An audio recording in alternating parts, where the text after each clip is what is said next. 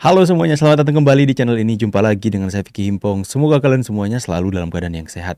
Senang bisa jumpa lagi dengan kalian di konten kali ini. Dan kali ini kita akan membahas beberapa hal tentang video-video yang sudah beredar viral di sosial media. Ada juga kita akan membahas tentang Satrio Piningit, yang dimana orang mulai mengaitkan bahwa Pak Jokowi adalah Satrio Piningit, teman-teman.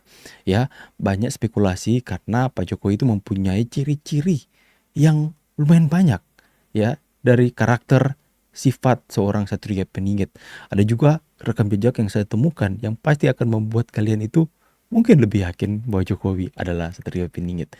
Nanti kita akan bahas, kita akan buka ruang diskusi publik atas berita-berita yang sudah beredar viral ini, dan tanpa perlu banyak basa-basi, kita hindari yang namanya disinformasi, fitnah, dan ujaran kebencian. Kita sama-sama saksikan video yang pertama dulu, teman-teman ya. Ini pendapat Golkar tentang safari politik Bapak Joko Widodo. Dia punya hak politik ya, beliau orang merdeka, boleh menentukan keputusan politiknya, mau seperti apa tergantung beliau dan PSI. Kami menghormati saja.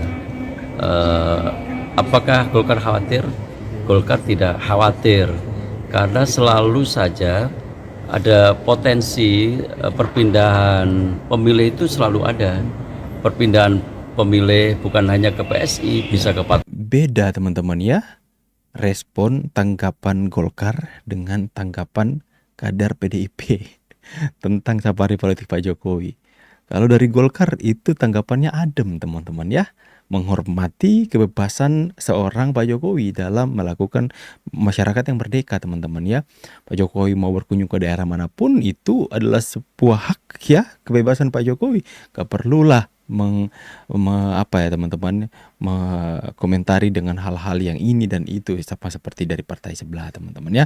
Kita next ke berita selanjutnya. Tentang bagaimana untuk kemudian menjalankan roda prosedur hukum serta Hari kedua aksi di Pengadilan Negeri Jakarta Timur. Kan gitu bos. Sehingga akhirnya apa kawan-kawan? Sehingga akhirnya apa yang hari ini kita hadirkan. Pakai topeng dari Dr. Tifa loh.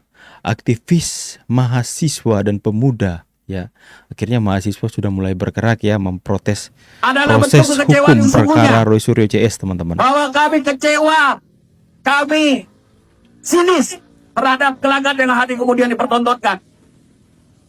Bahwa satu hal kawan-kawan, ini hampir memasuki jam 4, tuntutan kita agak rubah nih.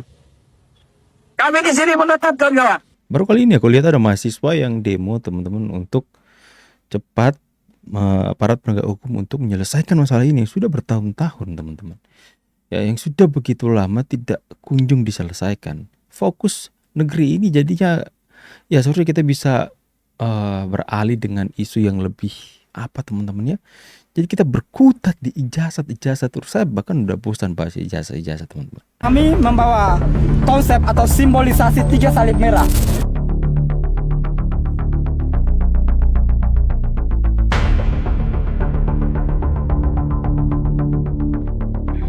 Jadi dalam demo kali ini kami hendak menyoroti persoalan-persoalan yang saat ini terjadi di Republik. Yang pertama adalah nilai tukar rupiah yang melemah, kemudian inflasi, kemudian harga BBM yang makin tinggi, kemudian sistem pemerintahan yang saat ini kami rasa adalah sangat bobrok. Kemudian yang berikutnya adalah partai politik yang saat ini ada, kami menilai tidak aspiratif dan tidak merepresentasikan kepentingan rakyat. Nah, dalam gerakan kali ini kami membawa konsep atau simbolisasi 3 salib merah. Salib merah tersebut merupakan simbol perlawanan. Salib bukanlah simbol religius bagi umat Kristiani, tetapi lebih dasar daripada itu, salib merupakan simbol keberanian, simbol perlawanan terhadap penindasan, simbol perlawanan terhadap ketimpangan, simbol perlawanan terhadap ketidakadilan. Dan di belakang kami telah terpampang jelas. Kalau mau demo aja bang, nggak usah merubah simbol dari satu agama tertentu.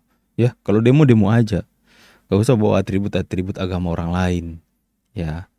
Bagi umat Kristiani, salib adalah lambang pengorbanan Yesus di kayu salib. Adalah lambang bagaimana dosa manusia akhirnya ditebus oleh darah anak domba Allah. Ya, jangan merubah salib tersebut hanya dengan tuntutan-tuntutan demo dan sebagainya. Kalau demo aja, nggak usah bawa-bawa salib dan merubah arti simbol salib. dari sebuah agama tertentu ya. Saya rasa itu kurang bijak teman-teman. Waduh, saya sakti juga. Nah ini ya, Mungkin lebih dari 15 dengar deh ya. warga yang datang ke saya bawa anak. Aduh, ini lagi gimana ya teman-teman ya. Soalnya back soundnya itu pakai lagu seperti ini lagi. Copyright ya teman-teman. Coba kita play dulu lagi ya. Waduh, saya sakti juga. Ini cerita Pak Jokowi dulu. Ada orang tua yang datang kepada Pak Jokowi, permintaan anak yang sakit ingin disembuhkan Pak Mungkin Jokowi. lebih dari 15 warga yang datang ke saya bawa anak. Lebih dari 15 warga yang datang ke Pak Jokowi bukan untuk memberikan pengeluhan tentang masalah sosial mereka, tapi membawa anak yang sakit. Kecil, anaknya sakit. Saya tanya ke ibunya karena dibawa ke saya kan. Loh, kenapa dibawa ke saya, nggak ke dokter? Nggak, Pak. Kenapa bawa ke Pak Jokowi bukan ke dokter katanya? Apa yang dipercayai masyarakat sebenarnya? Apa yang dilihat oleh masyarakat Solo kepada sosok Pak Jokowi? Anak mereka sakit bukan dibawa ke dokter, kenapa bawa ke Pak Jokowi? Apakah dari dulu masyarakat sudah tahu bahwa ada energi yang positif dari Pak Jokowi yang dimana bisa menyembuhkan orang teman-teman? Ya, saya tahu orang kalau dikenan Tuhan doanya itu sering terjawab. Apalagi mendoakan untuk kesembuhan orang Ini lain. anaknya minta disembuhkan Pak Jokowi. Saya kan bukan dokter. Saya kan bukan dokter. Bingung juga saya lihat anaknya hangat. Anaknya Saya panas cek hangat. hangat, waduh saya apakan ini, saya kan bukan dokter. Dan saya masuk ke kamar kecil. Apa ini?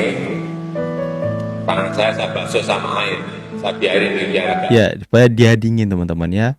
Penjelasan medisnya juga ada ya. Itu kayak kompres ya yang panas. Setelah itu saya keluar lagi dan saya doain, saya Didoakan kemudian diusap mukanya. anak itu. Anak itu diusap teman-teman. Sembuh. Dabu Tanya, Pak, sembuh. Ini kuasa perkataan teman-teman ya. pulang kan? Saya suruh ngecek besoknya. Ini waktu Pak Jokowi jadi wali kota. Masuk dan saya coba dicek, anaknya sudah sembuh belum? Datang ajudan saya, sudah Pak, anaknya sudah masuk sekolah. Waduh, saya sakti juga. Wah, saya sakti juga teman-teman. Itu kata-kata itu seperti tersirat. Memang orang ini mungkin sakti teman-teman ya. Pak Jokowi semenjak dia menjadi wali kota teman-teman ya, ada masyarakat lebih dari 15 orang katanya yang kemudian datang mengunjungi Pak Jokowi di kediamannya. Bukan untuk mengeluh, Pak, anak saya bantu Pak, anak saya tidak punya uang sekolah, Pak bantu Pak, rumah kami bocor. Tidak, tapi Pak, tolong Pak sembuhkan anak saya. Ya, seharusnya yang sakit bawa ke dokter. Tapi apa yang masyarakat Solo lihat dari seorang Jokowi ini? Ya, mungkin mereka melihat Pak Jokowi, mungkin mereka menganggap adalah satria peningit. Atau mungkin mereka melihat Pak Jokowi adalah orang yang dikenan Tuhan. Makanya yang dilakukan Pak Jokowi sebenarnya sederhana. Ya, membasahi tangannya dengan air dingin lama agar supaya tangannya menjadi dingin. Kemudian dia doakan kepada Tuhan yang dia sembah untuk pulihkan, sembuhkan anak yang sakit ini. Ya, dia doakan, dia usap, kemudian dia pakai kuasa perkataan. Sudah Bu, anaknya sembuh dan terjadi. Itulah kuasa perkataan. Makanya jangan suka kita mengeluarkan perkataan yang negatif atas kehidupan kita. Nanti itu akan terjadi. Apa yang kita perkatakan itu akan terjadi teman-teman. Pak Jokowi perkatakan hal yang positif. Bu, sudah sembuh. Dan terjadi. Besoknya anaknya sudah langsung masuk sekolah teman-teman ya. Ya, luar biasa. Ini adalah sebuah fakta rekam jejak yang diceritakan Pak Jokowi yang dimana mungkin saja orang ini teman-teman satrio peningit teman-teman ya. Ya bebas dong kita untuk berandai-andai lah, karena pemimpin yang lahir dari rakyat, rendah hati teman-teman, dan mencintai rakyat, doanya dikenan Tuhan teman-teman ya. Saya bekerja, Nah ini ya, sepengetahuan saya juga biasa-biasa saja. Hanya mungkin yang lain yang tidak biasa sehingga saya menjadi dilihat orang berbeda. Itu saya itu sebenarnya normal. Saya kemana-mana dari pagi nanti sampai malam itu ini diikuti oleh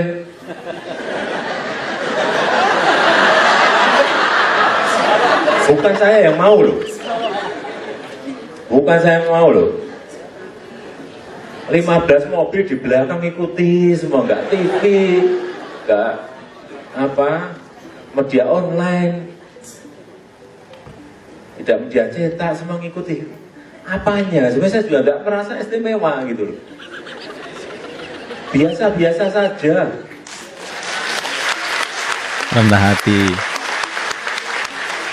Saya bekerja, sepengetahuan saya juga biasa-biasa saja.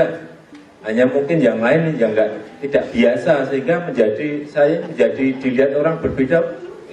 Saya itu sebenarnya normal. Iya, normal saja. Tapi mungkin karena yang lain nggak normal, jadi saya kelihatan agak itu aja gitu loh. Jangan apa? Jangan melihat saya enggak ada istimewanya. Enggak, saya bekerja juga merasa karena kewajiban saya harus bekerja, saya bekerja gitu aja. Pagi, siang, malam, Sabtu, Minggu, kerja terus sudah. Memang kewajiban saya kok. Jadi kalau apa, ada itu saya baca di media online, hanya masalah sepatu aja diberitain saya. Ini kebangetan yang beritain atau yang pakai sepatu coba. Kan bukan salah saya kan? Iya enggak? Masalah yang kecil aja diberitain. Nanti ganti sepatunya sepatu baru, diberitain lagi. Ini apa lagi? Jokowi sepatunya baru loh, yang salah kan bukan saya. Paling penting lapangannya Sepatunya kan ganti ya, Pak? kita ngerti, lapangannya terkuasai, jangan sampai membuat desain kebijakan itu keliru karena nggak menguasai lapangan, itu yang saya nggak mau. Pak, Ya kesana, nanti Pak. dadak lah ke sana, nggak mau saya diajak, saya pengen ke sana. Kalau saya mau saya datang. Ngatur gubernur ya. Ngatur gubernur ya. Berli. Enggak. Bapak itu bajunya dipakai lagi udah dibesarin apa gimana? Bajunya udah dibesarin, celana yang belum. Tapi nyaman nggak Pak? Saya lahiran itu apa? Ngurusi baju lah, ngurusi sepatu saya, ngurusi apa ya? Nyaman nggak Pak baju jeans Pak? Mbok tanya tuh yang lain, enggak yang lain selain saya ditanya juga bajunya gimana, tempat tidur aja diurus saya. Aduh. Ini pakai jas kedinginan atau Apanya? Iya, di dalam dingin. Pakai jas kedinginan. Saya kan kurus gitu. Gampang kena dingin, gampang masuk angin. minyak kayu putih standby dong Pak ya? terus. Sampai minyak kayu putih ditanyain. Itulah Jokowi effect teman-teman ya, kemanapun media mengikuti. Ada juga berita teman-teman di mana sebuah testimoni ya, kesaksian bahwa Pak Jokowi itu pernah mengusir orang yang kesurupan ya, dibawa orang kesurupan ke Pak Jokowi, bukannya ke pendeta, ke ulama atau ke mana teman-teman. Ini bawanya ke Pak Jokowi orang kesurupan ya. Lucu sekali teman-teman. Kesurupan dibawa ke saya Nah, coba. Ya udahlah suruh nunggu. Jangan lama-lama Pak, ini orangnya ini gulung-gulung di depan garasi gitu. Tapi yang kesurupan tuh gulung-gulung di depan garasi. Ya udahlah saya selesaikan acara di kampung, kemudian saya pulang ke rumah dinas. Masuk ke rumah dinas saya lihat, waduh bener gulung-gulung di depan garasi itu yang kesurupan. Saya apain ya? Sudah saya masuk kamar. Saya buka kulkas, saya cari es itu. Saya pegang esnya itu agak lama itu. Terus saya suruh ke ajudan, udah itu yang kesurupan suruh pegangin, bawa ke kursi panjang di ruang tamu. Saya pegang es itu. Es saya masukkan Menarik lagi ya, menarik. dan saya datang ke ruang tamu. Itu saya doain. doain Dan ya. usap lagi. Ini kan habis megang es itu. Mungkin setannya juga kaget ini wali kota ini sakti gitu kok dingin sekali gitu. Saya gini kan terlalu, saya juga kaget gitu. Langsung dia tuh pegang kaki saya bawah itu langsung terima kasih Pak, terima kasih Pak, terima kasih. Saya juga kaget, waduh ini sembuh bener ini. Kaget betul. Ini pengalaman bener, ini bukan cerita bohong, ini pengalaman bener, nggak percaya tanya supir saya, tanya di rumah dinas, saya tahu semuanya itu. Tapi kalau di sini ada wartawan, jangan dimasukkan koran. Iya, rumah dinasnya nanti penuh orang kesurupan hanya minta disembuhkan nanti. Aduh, keren banget ya. Itu teman-teman ya. Itu kenapa bukan masalah, memang sampai setan pun kaget ya, tangannya kok dingin sekali ya. Atau mungkin jangan dia pura-pura kesurupan supaya bisa ketemu Bapak Jokowi, teman-teman ya. Tapi saya punya satu kesaksian juga. Ada seorang yang, saya kan jual gitar di Manado, teman-teman ya. Ada seorang yang datang beli gitar ya, dia di Manado, tapi kok terus dia udah berapa kali ke istana waktu Pak Jokowi masih menjabat. Dia berapa kali di istana, dia berapa kali ketemu Pak Jokowi, tapi dia satu hal dia katakan, itu Pak Jokowi kayak dia bisa melihat energi gitu. Ada kekuatan besar di belakang Pak Jokowi katanya ya, teman-teman. Itu yang bisa katakan ke saya. Jadi di belakang Pak Jokowi ini ada kuasa Allah yang benar-benar besar. Itu seperti urapan, teman-teman ya. Kalau saya katakan lah, bukan soal hal-hal gaib atau jin, itu jangan, itu musyrik, teman-teman. Itu iblis kalau seperti itu ya. Tapi kita berbicara soal bagaimana urapan pada seorang pemimpin. Pemimpin yang benar-benar diurapi itu kuasanya besar sekali yang berjalan di belakangnya, teman-teman ya. Tidak ada satupun ya roh jahat yang tahan berdiri kepada orang yang diurapi sebagai pemimpin. Ya, di dalam Bible pun seperti itu.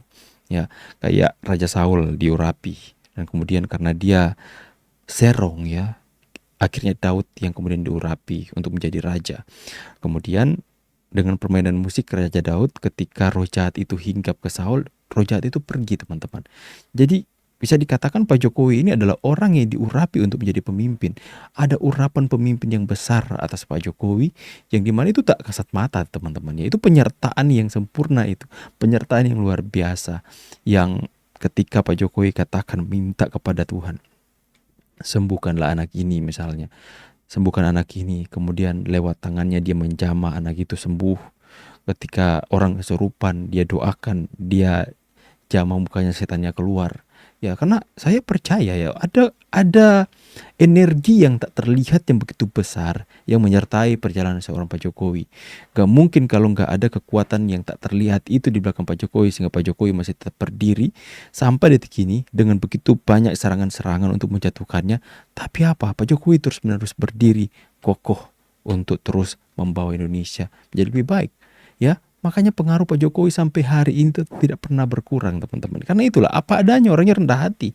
Ya, dicintai rakyat, teman-teman. Karena itulah, ya, orang nggak melihat Pak Jokowi hanya seorang sosok manusia biasa hari ini, teman-teman.